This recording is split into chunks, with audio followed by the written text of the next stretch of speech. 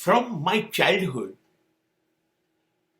મારા મમ્મીના મમ્મી એમની સાથે હું રહેતો, અને એણે મને શીખવાડ્યું શિવ મહિમન સ્તોત્ર, શિવ અંગેની તમામ સ્તુતિ.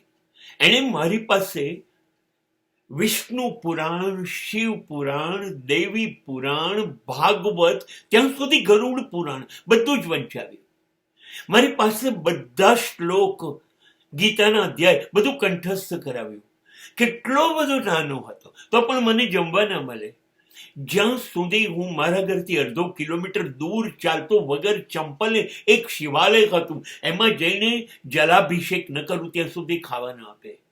આ સંસ્કારો એક મારી નાનીએ મને આપ્યા હતા, જે આજે હું એને ભૂલી નથી શકતો. એ ભૂલી નથી શકતો. એની મદદથી હું આજે 70મા વર્ષે જીવું છું. સતત એને યાદ કરું છું.